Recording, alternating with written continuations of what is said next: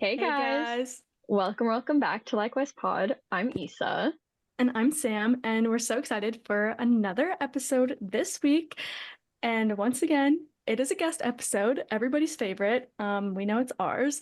But today we are so excited because we have one of our amazing author friends, Jessica Sydney, with us. And we're just so excited for you to get to meet her if you don't already know her, seen her, all the things. But we love her so much, and we're just so excited for this episode and to learn all about her and her debut. So, Jessi, I will let you introduce yourself. However, Well, hey, I'm Jessie. My author name is Jessica Sydney, but I actually prefer to be called Jessie, which a lot of people don't know, and that's okay. I'm a romance author. I love to write stories that make readers feel the emotions. So, Oh my I gosh, love that. how fun. We are readers who love to feel all the emotions, so match made in heaven. Right. Perfect. For one, am so excited for this episode because Sam and I have been following you for a while now, Jesse, and I mean, I'm sure you know that. And it's been so fun building this relationship with you over Instagram, and so I'm really excited to get the chance to talk with you. so excited to talk to you guys. So, So before we get into that, of course, we're going to start with our roses and thorns of the week. So Sam, do you want to kick us off? Yeah, okay, I'm gonna try to keep it short because I always feel bad. Sometimes I have like long stories and it's a guest episode, and I'm like, wow, I'm taking away from all the good stuff. But my thorn is that I'm a little down bad at the moment. I had some chaos happen with my jaw. I have like really bad TMJ, and last night I had like one nice pop that like it just felt like really relieving. Like the head pressure, it felt great. And then it happened again, and after it happened, it was like instant pain, and then the whole like that side of my face has been numb. So that's really fun. And I've never experienced that before, but it's like kind of swollen and kind of numb, and I'm getting like ear and head pain from it too. So I think I did a little bit of nerve damage. So we're just gonna let that work itself out for now. Um, which is also funny because the other night after we recorded, I was like, wow, like my like jaw is really sore, but like maybe my like cheeks and everything, like I was smiling so much and laughing so much that like I think it's just sore. And then this all happened. So I'm like, okay, never mind. I need to take it easy. So hopefully it doesn't hurt after this. Um, and then my rose is that I read 3 books in the last week, which like slump who. Like I've literally been nonstop talking about how I'm in the biggest slump, but I've read 3 books, partially because I had to. No, not had to, but had to. So it was just very exciting. I think my slump is gone because they are all like very great books. So yes, very exciting. Jesse, what are your roses and thorns? my thorn, just stress. Being an author, and especially an indie author, you get stressed out because there's so many different little things, especially things that I didn't expect. I didn't know how much of a process it was going to be. And I didn't realize that, stress was going to be like anxiety too. Anxiety and stress, they work hand in hand. It's great. Yeah. Rose, I ordered my author copies finally for my debut. I've been waiting and waiting and waiting. So it won't have this stripe on it anymore. So I will Yeah. be able to actually see her face. You guys won't be able to see it, but like I can't. Ugh, it's so annoying. It's like, why does it have Perfect to be right on spot. my face? It's Oh my goodness, that is so exciting. Oh my gosh, I'm so stoked for you. Thank It's gonna you. be so good. Wow. Okay. My thorn, yeah, also stress. Just so much to do and so little time to actually do it. So live, laugh, love. What's new? Nothing. Um, and my rose is that last night I was like at my young adult group at church or whatever, and I'm like texting one of my friends, like, hey, can you drive me to like a retreat that we're doing in a couple weeks? And then she's like, sure. And then she's like, by the way, I'm at the mall right now and I got you something. I was like, what the frick? And if you're a longtime Likewise listener, you know that gifting is like bottom of my love languages. Like it makes me so uncomfy because I'm like, shoot, now I'm indebted to you. And so it's like really funny me and Sam being best friends because hers is gifting. But yeah, so she came way late, and then at the end of the night, she like we went over to her car, and then she gave it to me, and then I unwrapped it, and it's this necklace. I'm like, oh my gosh, it's the cutest thing. It has like a little cowboy boot on it, and it's so cute. I'm obsessed with it, and it was the first time that I've like received a gift like totally out of the blue like that I haven't felt like I owe that person for it. So I'm like, oh my gosh, maybe gifting has maybe somehow moved up in my love languages. I don't know. That's so crazy. But now I don't totally hate it. But yeah, that was just so sweet. I'm like, oh, so fun. Mm, that is so sweet. Yeah, I love giving gifts, but like getting gifts is still an uncomfy thing for me. Understandable.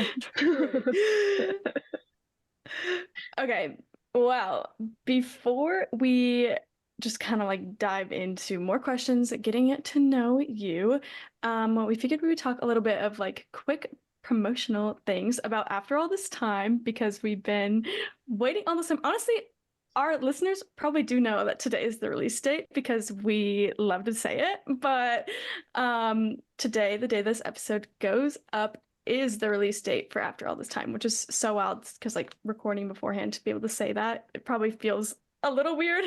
But we figured we'd just open the floor for you to give any kind of little quick rundown about After All This Time, where readers can find it, and all the good stuff. Okay, so After All This Time is my debut romance novel. It's the first book in the Sunset Cove series. So the series is interconnected standalones. It's about Noah and Danny. They're two childhood rivals, and they stop talking to each other for 5 years, but they're brought back together by an unexpected tragedy. Ooh, that is so exciting. Like, okay, I know I just saying the word exciting after tragedy, but like, still, it's just like that is like enough to just like suck me in. I'm like, oh, I need to know more. But yes, so exciting. It is out now. So after you listen, go find it. We'll have links in the episode description to everywhere you can buy all the good stuff. So yes, and also before we forget, because we'll probably forget by the end of the episode. Oh, so true. No, literally. You can find Jessi on Instagram at author Jessica Sidney. Yes. It'll be linked. Oh my gosh, it's so weird being here from like before you changed your Instagram name. I was like, wait, did I say that right? Because when we followed you, that was not it, but that was like kind of cool. Okay, there's this thing. So I had to make a new email because I didn't want to use my old one. I still use it for random things. And I try to like transfer all of my emails to the new one. Don't do that. I had the biggest headache doing it. I was just like, no, I can't do this anymore. No, that's so Yeah. real. I think about that all the time. It's also, and with just like other Instagrams, like sometimes I just think about it, I'm like, oh, do I need to make another Instagram for this like new thing I'm doing, or can I just like how long can I get away with not making a new one? Like that's how I feel recently. Oh my goodness. But we're just so excited for all these questions because After All This Time has just been one of our most anticipated reads. So we're so excited to talk about it more. So obviously we cannot learn about After All This Time without learning about you. So when did you fall in love with writing, and what ultimately like made you decide you wanted to publish?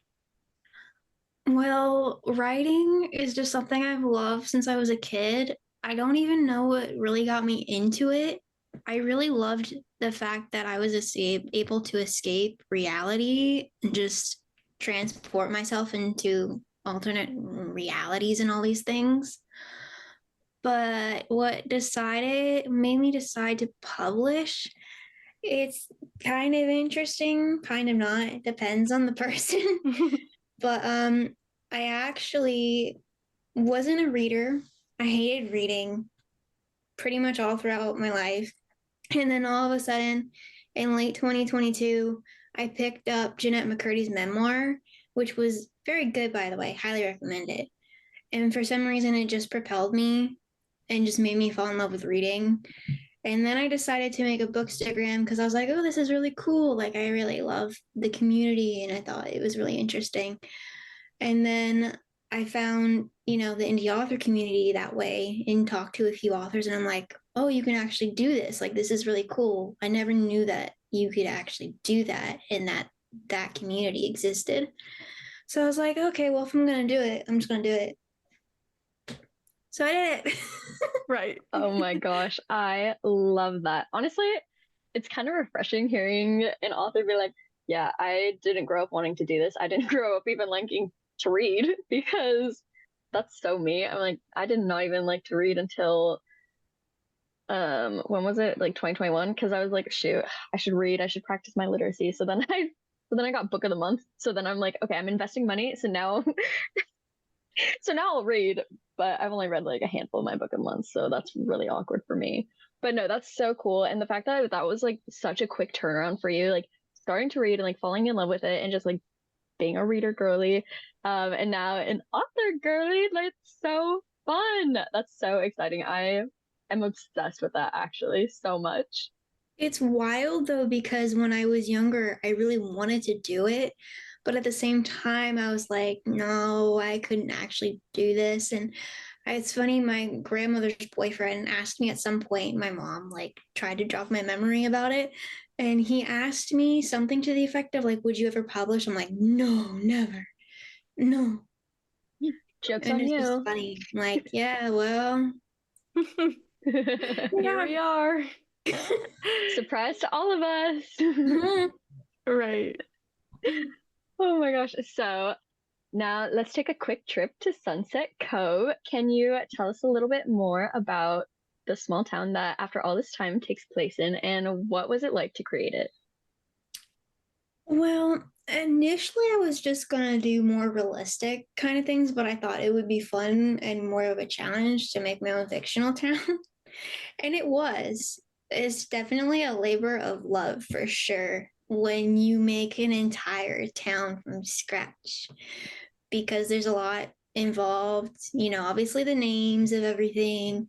For me, it was really important to have small businesses just because it's a small town. So I had to come up with all the different names for those, and I wanted the names to kind of reflect the coastally kind of vibes. And then branding played a big role. I knew I had to do some type of logos for them so I could actually envision the aesthetic and what they could actually look like and feel like vibe wise. And obviously, I knew that there had to be a beach because, it's set in a coastal small town. It wouldn't make sense at all if it wasn't a beach. Right. But no, the whole process was really fun though. I don't know if I would do it again, like in like near future, because it's a lot of work, but it was really worth it though, because it's been really fun creating content for it and seeing, people's interactions and reactions with it, especially with the ARC readers. It's really cool to see how they're like, oh, I'm gonna go there. I'm like, I want to go there too, man. I wish it was real. Right. Oh, that's so fun. Now your whole town is just like built and ready, and you have like the obviously next books, like you said, it's an interconnected series. So like you obviously don't have to like start over and make a whole new town again, and you can kind of just like plant these stories in the town that you already spent so much time creating for the first book. So that'll be so fun. And also like I'm sure readers will be so excited to like read the next book and still feel like they're in the same town because like they're going to the same places or there's things that they recognize. So that's so fun. I love Because that. there'll I be love small towns. places in like this book, like with After All This Time, that might not show up, and there might be other places that don't show up in this one that are going to show up in future books. So I'm very excited about that. That'll be really fun. Ooh. You get to just like unlock more parts of the town. That's Mm-hmm. so fun. Okay, that is so exciting.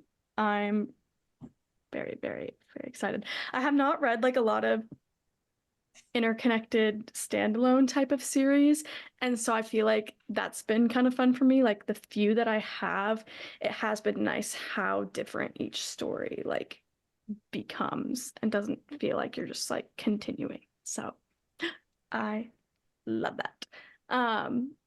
But with this being your debut, besides like creating the small town, like what is something you have learned from like any other part of the process from bringing your debut to life that you would like to share with other indie authors, or like something that could be like good advice for them? I can say the first thing is I learn something new every single day. And it's very cool, but it's also very overwhelming because you just retain so much information and new things. But it's also really rewarding because there's so many different people that are at different levels. You know, somebody like me that's still like working on their debut, or somebody who's a little more seasoned who's published multiple books, and getting different perspectives that way is really cool. Okay. I wrote down a lot of notes. Mostly everybody who knows I'm very scatterbrained right now. So, like, writing down notes is essential for me. Yes. So, my first tip is to market your book as early as you can. I kept hearing that like right when I started writing the first draft, and I didn't really understand why, but I think it really helps to gain the interest of readers for sure. And it also is kind of fun in a way too, because you get to build that reader base at the same time. The second thing, definitely reach out to other authors in the community. We don't bite, I swear. We're nice people. And it's like, it's so cool to be able to talk to, like I kind of mentioned, to other indies, because, you know, they're all at different stages. Some of them may be in the same stage as you if you're publishing your debut like I am. It's really cool to be able to talk to other authors who have been through the same thing and can share their wisdom and experience. And the third and final thing, which is something that I'm really bad at sometimes, is taking breaks when you find that it's necessary. So, self publishing is a very rewarding experience, but it can be mentally draining sometimes. So, don't forget to take care of you, because your mental health is important. The book will always be there. Yes, that's so good. Uh, whoa, so sorry. I like had something and then it left. That's so awkward. My That bad. happens to me all the time. No, it's okay. No, I know. See, that's what the notes are for. Like literally for our co-host interviews, I write down every single thing. And then I still go off script and like talk way too much. And Sam like writes not as much. And like sometimes she'll go off script, but I'm like, dang, I wish I could be like you. Um, but like a follow up to that is like what like of the whole process, like of the things that you've learned, like what is like one or some, I don't know, of your favorite moments or like part of it all, like from the idea to writing to posting to arts to releasing, like of all these things, like what's been your favorite so far? So I wrote down three. The first one is like the ideation process. So coming up with like the idea for the book was really fun, because I didn't really know what I wanted it to kind of look like, because I pantsed my way through this. So if like you don't know what pantsing is, if you're not in like the author kind of world, it's basically just writing as you go. So I'm never doing that again. But no, I mean the ideation process was really fun because you kind of get to actually see the book take shape without actually writing it. And then of course like the next one was actually writing the book. Writing the first draft was really fun. And then the third thing is creating content, which sometimes I have a love-hate relationship with, because sometimes it can be very stress inducing, but I love making content. I've loved graphic design for a long time. So doing it for like my own book is really wild, but also so much fun. Yes, that's so good. And we're so obsessed with like everything you've designed like on your own. It's very impressive and it's definitely a skill that you have in your tool belt. The aesthetics are amazing. Well, thank you. I appreciate that. Yes. So on top of that, this is so funny. I'm getting lost in our doc too. Wow, what a day. It is that is the type of day this is. Like I'm It getting really lost. has been a day. But aside from like creating your own content, it's also been so fun to see content that you have worked with other people to create. So like character art and things that you've commissioned for Noah and Danny. So like I don't know, like what was it like working with illustrators and like designers on bringing your characters to life visually? Okay, so the first thing I have to say is I'm extremely addicted to character art now.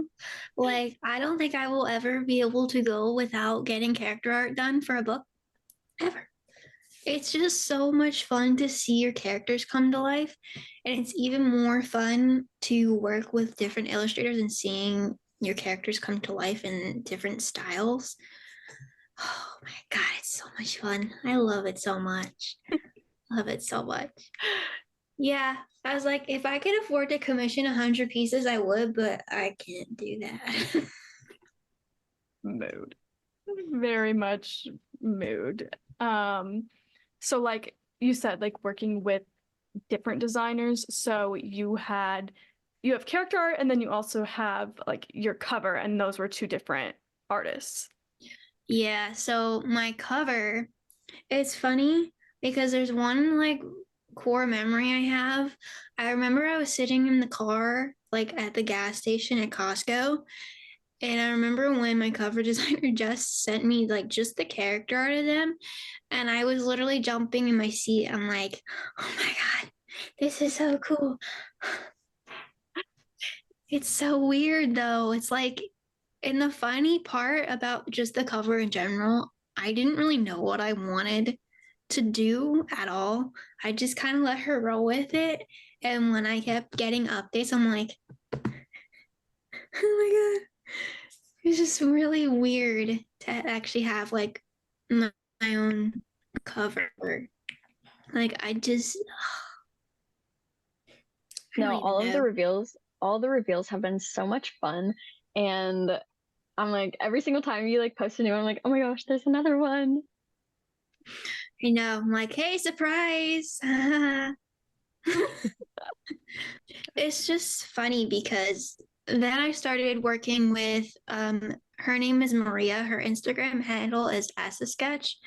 I don't remember how I found her, but I'm so happy I did because she's one of the sweetest people ever, and she was so patient with me.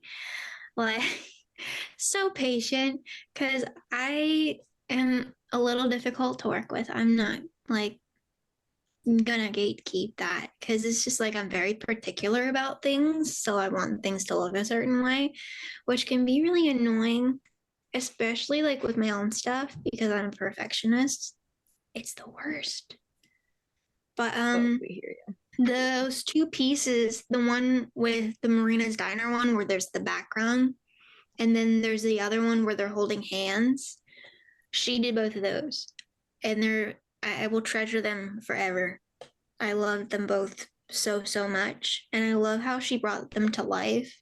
I love how she brought the Marina's Diner to life because she sent me the final thing and I was just like, oh my God, because she did these paintings in the background, which I didn't even ask her to do. Like she just went above and beyond and did these extra little details. Even in the other one, the one where they're holding hands, that full body piece, she did that little background thing in the flooring, and I was just like, you just going too above and beyond for me, man. That's so fun because also like I think that they go together so well still, like being two different designers and things. Like I at first had to like I don't know, look at the credits to realize it was different people, because like they go so cohesive together. And obviously, I mean, using like your color schemes and all those things, but it like really does feel like the same characters through and through, like no matter whose art you're looking at. And so that's like really fun to see. So we know that Danny and Noah, like they both deal with anxiety, and a big thing happened that brought them together, a tragedy, and so like there's lots of grief involved, and their panic attacks depicted in the book. So like, why was mental health something that you chose to write about and make such a core part of their story? I knew I wanted mental health to play such a key role in Noah and Danny's stories individually and together before I even knew what the story was going to be about, because I struggle with anxiety and panic attacks. It's been something that I've struggled with since I was a teenager. So you'll kind of see a little bit of my personal journey through Danny, a little. So it was just something that I haven't read yet that was so close to my own experience. And the thing with anxiety and panic attacks, it's so different for different people. So it's really hard to kind of write a story that reflects in that way where different people can relate to it because it's so different for everyone. But I thought it was just a really important thing because it's something that I struggle with. And I know that there are so many other people out there that struggle with it. That's why the dedication was really important to reflect that, because I wanted to dedicate it to the readers who are struggling with anxious thoughts, because it's so, so relatable. Yes, I love that so much. Like the way you expressed like what like all the elements of that were important to you, I think like is very relatable to a lot of people. Like you want to see anxiety represented like in a way that's relatable to you in books, but it's also so hard to do that because it is such a personal experience and it is so different for everybody. But I love that. And it's, also that thing we talk about it with almost every author we interview, just the, write what you know. Like a lot of things come from the heart and come from personal experience. And so it's just like good to see that there's intention behind it. I think it's like really important that when authors do include like these types of themes in their story, that like it's coming from, it doesn't need to be like fully your own personal experience, but I feel like understanding somebody's personal experience, at least whether it's your own or someone else's, like to make sure that you actually like depict a story in a way that's like correct, or not, like not even just like correct, because obviously there's not always like rules, but like that you're not kind of misleading anybody to think it's like, or like misrepresenting. So Mm-hmm. I think that's so important, and I think it will help a lot of people. Honestly, like I've had so many books that even if like the character does not have like their anxiety isn't depicted the exact same way as mine, I still find myself relating to it so much, at least in some way. So I think, yeah, definitely like the readers will pick that up, and I think it will really resonate with a lot of people. Our next question, getting another little inside scenes into the book, just a little sneak peek, is just like if you have any favorite lines or moments that you have written and why. So this is really hard because I have a lot of different scenes and lines that I've written, and some that I don't honestly that I remember I wrote. Sometimes I went back and when I was editing, I'm like, where did this come from? When did I write this? It's like, oh, it's a surprise every time. It's really nice though, because it helps kind of like keep it fresh. But I can't really say favorite quotes because I just want to keep those little secret. There is like one teaser, hopefully more, on my Instagram somewhere. Somewhere in the Instagram. Go hunting. Go hunt. But yeah. As for favorite scenes, I have quite a few. One of my favorite scenes involves a peach. which I'm sure that you all know that by the time this comes out, there will be an art piece that I am posting. Just side note. Yeah. And it's about that scene, so that's exciting. I love the scenes where Danny comforts Noah during his panic attacks because it's something that I don't think you see a lot in books, not even just that specific thing, but where the male is vulnerable and in a vulnerable state of mind. So I thought that was really sweet, especially considering the nature of their relationship and how they spent most of their lives hating each other and all these things. And there's another scene that happens in Noah's bedroom, his childhood bedroom, that I love so much. And I'm really excited for readers to read that one too. Yes, so sweet. Oh my gosh, okay, confession, I haven't finished it. I'm so annoyed with myself because I really like every time we talk to someone and like we're fortunate enough to like get arcs, I try my darndest to like read the whole thing so then I don't know, I can be on the inside of things, but I let time slip away and so I'm so sorry. But I'm at like 64% right now, so it's getting good. I mean, not that it wasn't good before. Sorry. Oh my gosh, I'm digging a hole. We all know the 60% mark feelings, you know, like when you're reading and you're like you get past 50 and then you're getting like towards 70 and you're like, wow, like and then suddenly you're reading faster than you've ever read before in your life because it's like you're just going. So similar to the last question, but like different. Is there a character that you've written that you relate to the most? It's funny because when I saw this question, I was like, I knew my answer right away. So, like, I relate to both Noah and Danny, but I relate to Danny so much it's not funny. She's literally me, and I don't know how that happened, but as I kept writing her, I was just like, oh my God, this is what I would say, like exactly phrased. And I'm like, this is concerning because I shouldn't have written her so close to how I am. She's very blunt, like me. She's not really afraid to say what's on her mind. And it's just interesting. And it's not even just the aspect that she has anxiety and gets panic attacks like me. There were just so many little other things. Like, we have very similar taste in music.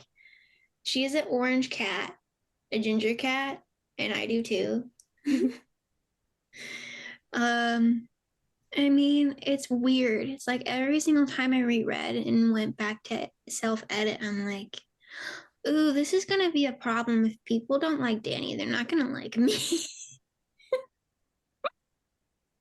Wait, that's actually oh my goodness. I need to think about that because every time I like write anything, I realize I'm either like injecting so much of myself or like so much of like other friends, like writing something because I'm like this like is so Issa, so like I'm just like inspired by her to like make a character like her, you know?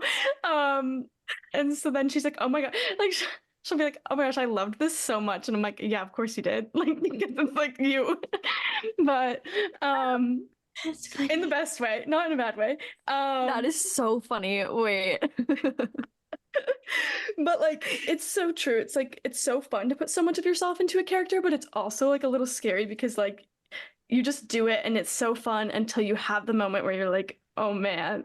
It's also creepy when you're like when you're a reader and like it's so awesome when you relate to a character so much, but then when it's so close, like I just read a book that was like I related to the characters so much, and it's probably more than my own character that I thought was making like myself. And I was like, I feel seen in a way that's too uncomfortable for me to even unpack right now. Like my notes and highlights actually need to get sent to a therapist. Like I don't think I can post them on Goodreads. Like, you know, like it's like, whoa, okay. But no, I just love how much like characters have been so real and relatable and all that good stuff. That's what I One was thing trying I to get at. don't relate to her with though is confidence. Like I am not typically a confident person. And like I'll reread, like when I was rereading and self-editing and everything, I'm like, yeah, no, I could never do that. Like some of the things that she would say to him or like do, I'm like, yeah, no, you're gonna see me running the opposite way, not saying anything. So that's not me. That's so real. Yeah, no, that is so real. Well, aside from personal experience and all that stuff, where do you go to get like creatively inspired? Like, do you usually turn to music, like Pinterest, any movies? Like, what gives you that like spark to have inspiration? For me, it's pretty much everything you said, including TV shows. So, like, as an author, Pinterest is a very dangerous place. I could literally sit there and scroll for hours, just like really random things, and be like, oh, yeah, that's a book idea. I have so many like boards that are kind of very basic at the moment, but they're just ideas. I'm just like, yeah, I can't do this anymore. I need to actually focus on like the books that like I have ideas, like solid ideas for. But I do get a lot of inspiration from movies and TV shows and music for sure. I actually will get inspired by people and their interactions when I go out. So, not to sound like a creep, but like I'll like watch people around me sometimes, not like, intense, just like kind of look around and be like, oh, like this could be a book idea or this could be a book idea. It's very interesting because I never used to think that way. And now I'm like, I think about it all the time. I'm like, turn it off, make it stop. Yeah, make it stop is real. Very real. Yeah, for sure. No, I totally hear you on that. I'm like, oh my gosh, we could do this for the pod. Oh my gosh, we could do that. Oh my gosh. And just with everything, I'm like, no, not everything can be a podcast episode. That's so true. Oh my goodness. It just reminded me of like the TikTok trend that was like, not everything can be a like album cover or whatever. And then it was just Oh, like people posting like only like their good like live photos or videos or whatever. I was like, oh my gosh, that's so fake. Shut up. Post some bad ones and then we'll see. Okay, as certified fangirls, we are big music girlies, and so obviously playlists big for us. We love them, and your playlist is so good. We love it. So like, did creating playlists play a role in the story, or did you have the story and create the playlist? Like, how did that go for you? Creating playlists is such an important part of the writing and editing process for me. It really helps like immerse me into the world that I'm writing about. So, like for the playlist for After All This Time, I kind of added onto it as I wrote because I pantsed the story, so I didn't really know what songs would fit and work and all these things. And music plays a pretty, I would say, big role in the story because their music tastes are discussed. The scene I was talking about earlier in Noah's childhood bedroom is a really integral scene, like to their development, and it talks about like their relationship with music and how that's affected them and everything. But with the playlist was so much fun to curate because it includes songs that I've loved for so long and then songs that like I didn't really know of or liked or anything at that time. So there's one song on it called Brain Damage by Pink Floyd. And my mom is a huge Pink Floyd fan. And I was like, okay, well, this would be really cool to kind of throw that in there. But the more I listen to the song, because I've listened to the playlist so many times now, I'll know what song is coming next at this point. But with that song in particular, the lyrics just fit them so well. And I was like, yeah, it's going in there. For me, it was about like the lyrics mostly to see if it fit either them as like a unit or them individually. So there's like a whole mix of songs in there. That's so exciting. I love the behind the scenes of like why certain songs like make it on, and that's so sweet that there's like that connection to your mom. That's so special. And then just like also that it's kind of like a mix of songs you've like loved for a long time, and then also songs that you found through doing it, and then are like now obviously probably songs that have a really special place in your heart. Like those songs are always going to make you think of the book, so that's very exciting. But also sometimes it could be the same thing as like the when you're in public and you can't stop thinking about everything being a book idea. So like you're like, man, am I ever going to be able to listen to this song normally ever again? No. The answer is no. Mhm. It's funny because there's this one song that I've been listening to on repeat for months. And I was like, yeah, this fits this one character that's a part of the series, that's in the series. And I'm like, yeah, this needs to be for her because I was like, yep, that's another problem with songs. I'm like, I listen to them now. I'm like, okay, who would fit who here? Would this fit a character? Would this fit a couple? And I'm like, oh my God, stop. Yeah, It you're like, never you could ends. just like the song. You're like, Yeah, actually, maybe it should be right. Netflix. Oh my gosh, that's very, very relatable. Um, oh my gosh, we're so excited. Sometimes this is like our favorite part of talking to authors is like almost turning away from like fully like author mode and maybe even thinking more like a reader and just getting more of like your taste. And so do you have any like a specific book or books that you would recommend to absolutely everybody? So there is an indie author who I started talking to on Bookstagram. She was probably one of the first, if not the first person that I talked to that's a part of this community. I think I've known her for maybe a little over a year now, which is really wild to me. But I read her debut. It's called To You, Isla. The author's name is Kate Lauren, by the way. And I think about that book so much and how it affected me emotionally because it's a very emotional read. It's really immersive. The way that Kate writes, she just sucks you right into the world that she's writing about so effortlessly. It's insane. And, with my journey, I'm really appreciative of her. She's been so kind and supportive, and she always knows what to say. She gives the best advice, but her storytelling is so insane to me. Like, I don't understand how she does it. It's wild. But if you want to follow her on Instagram, you should. Her handle's at the author Kate Lauren. That's so fun. No, literally one of mine and Sam's favorite things is like having become friends with so many indie authors over the past like 6, 7, 8 months. I don't know how long, but a long time now. Well, not like super long. Anyways. And yeah, no, it's so fun. I'm like, oh, I love that. And then we get like opportunities like this. We're like, oh, thanks for being nice to us. Be nice to me. You know, I'm a sensitive soul. It's a blessing and a curse at the same time, but it's fun. Oh, I hear you. I hear you.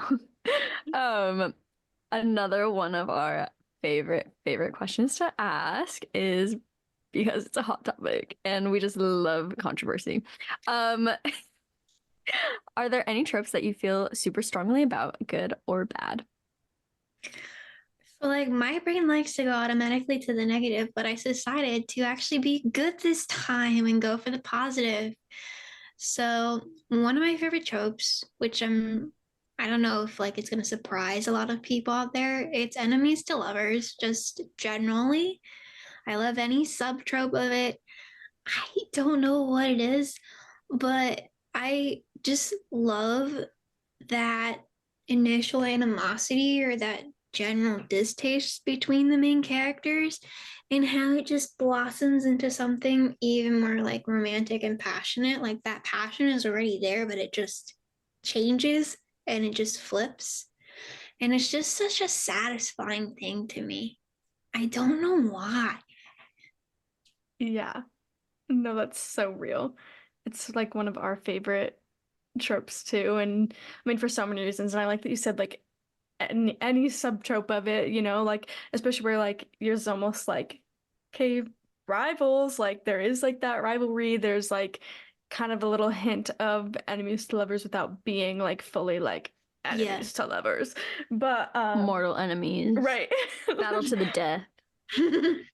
But it's just such a good trope. There's so many things that can be done with it, and no matter how many books I've read that are enemies to lovers, I just still eat it up every time. No, I'm like, oh my gosh, will they, won't they? Even though I know it's a romance. And I'm like, oh my gosh, these are the ones that do get together, but like, will they really? Eat it up. Yeah, it just is, and like how you said, like satisfying, like that is the perfect word for it. Like I love the moment where it's like, oh, this is the first moment that like you see the character question, like, wait, do I really hate them? Or like, oh, I feel this way and I hate that I feel this way or whatever. Oh, it's just so good. It's even more fun with dual POV too, though, because you really get to see, especially like the male's perspective or just the other love interest. And you're like, oh, this is good. Because, like, then the other love interest is like clueless and they don't really know. So it's really fun to read it when it's like dual POV. It's so fun. That's such a good point. I feel like I haven't read enough. Like I love enemies to lovers, but now that you say that, I'm like, I don't know of my favorite enemies to lovers books, if, like which ones are really dual POV. Wow, that's so exciting. I'm just like thinking through them. I'm like, well, I'm gonna actually have to like assess and see if I've ever actually had that experience. Um, wow, love that so much. And then obviously, our favorite thing at the end with our last question is to turn it back onto your book and talk more about what's next after all this time. Because we know that you have a million book end series ideas and you've shared some of those before. But just like anything you want to share about what is next. So, as I said, Sunset Cove is an internet connected standalone series. So there's going to be 4 books. And I can just say I have started on book 2. I do the nervous laugh because I've genuinely been struggling with it. I don't know why, and I think it's a common thing in the author community to struggle with your second book. And I hate that it's a common thing. But I've been really struggling with it, so I'm hoping to reassess because I was hoping to release that next, but I'm not. So I decided to take my inspiration to something else. So my next book is not gonna be a Sunset Cove book. Ooh. At all. So Oh my gosh. it's very different than my debut. And it's been really fun to write. So it's an adult celebrity romance. Recently become one of our favorites. Might I Which add? Love. which has been so interesting to me. I don't know what it is, but the idea came and I was just like, the inspiration hit. And I was like, okay, if I'm going to write this, I'm going to write this now. And I can say I outlined this one. It was a much different experience. I have been pantsing a little bit as I've been going, which has been fine. So that combination of doing both has been very interesting, but I'm very excited because I don't think a lot of people are going to expect this one and I'm really excited to see everybody's reactions to it. That's all I'm gonna say. I could just literally just spread out all the tropes and like Oh, go ahead. But I mean, no, I mean, maybe you should keep them. I'm holding Yeah, back. we've though. got Right. time. I usually I'm like, tell me, but I'm also like, for your sake, like hold on to those because like so Oh, that you fine, I can guess. release them when you choose. Oh my goodness. Wow.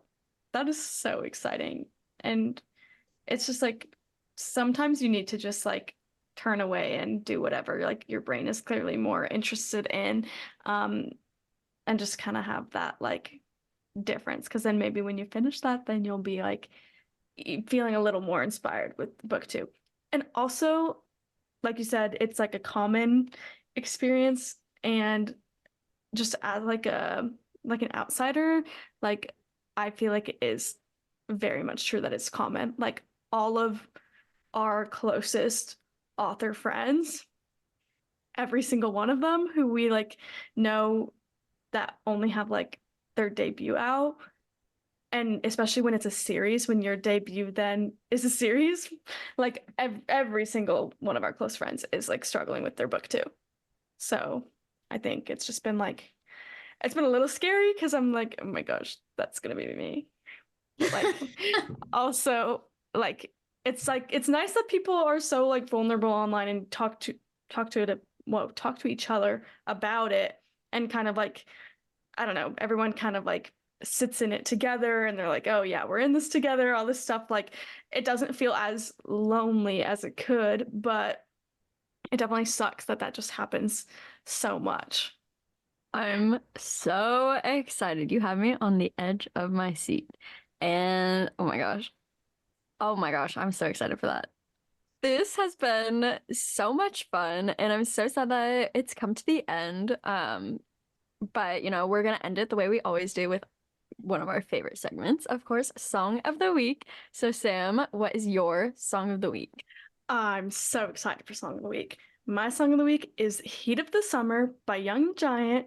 And I'm like a huge Young the Giant fan. And I was just thinking about the song today a lot because it was like the first song that came on my day list as I started driving to work today. And if you've heard the song, you know that the beginning of it kind of starts with like kind of like a skipping recordy sound, like it's kind of like almost like radio like, and it would make you think that your stuff is like broken, but it just is so cool. And then the way it just like goes into the song, like I love stuff like that production wise. So that just had to be my song of the week because it just tickled my brain this morning.